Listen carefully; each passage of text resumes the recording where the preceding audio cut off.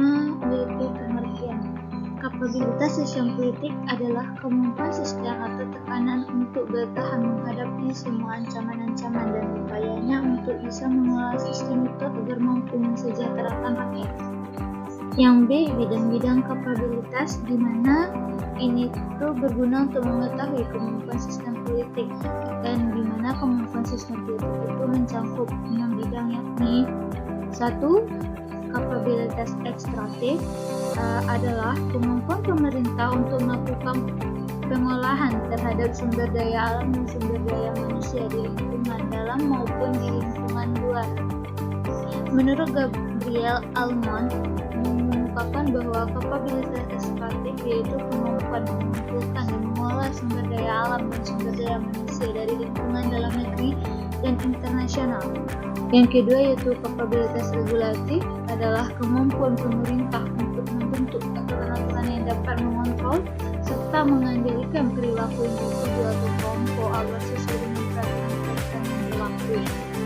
Di sini juga ada pendapat dari Gabriel Almond yang beranggap bahwa kapabilitas regulatif itu sama dengan pengaturan yang merujuk pada aliran kontrol atas perilaku individu dan relasi-relasi kelompok di dalam sistem politik.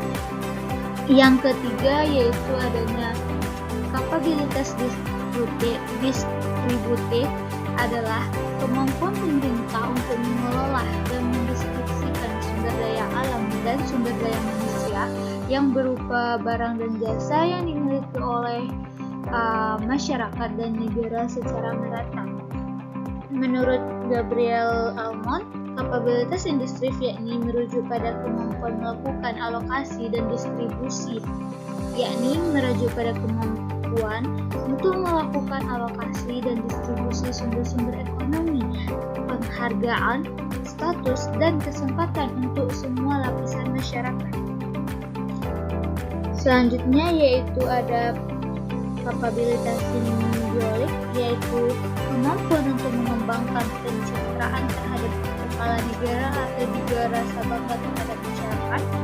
Di sini juga terdapat pendapat Gabriel Almond, di mana menurut dia kapabilitas simbolik yaitu kemampuan pemerintah dalam berinteraksi dan secara efektif membuat kebijakan yang akan diterima oleh rakyat.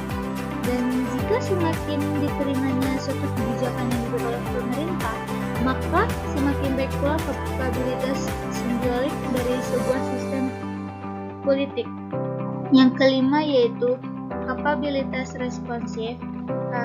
Ini merupakan kemampuan daya tanggap yang diciptakan oleh pemerintah terhadap tuntutan atau tekanan. Di sini juga ada pendapat dari Gabriel Almond, di mana ia berpendapat bahwa kapabilitas responsif ini dalam proses politik terdapat hubungan antara input dan output, di mana output ini berupa kebijakan pemerintah yang dapat diukur dari sejauh mana kebijakan tersebut dipengaruhi oleh masukan atau adanya partisipasi masyarakat.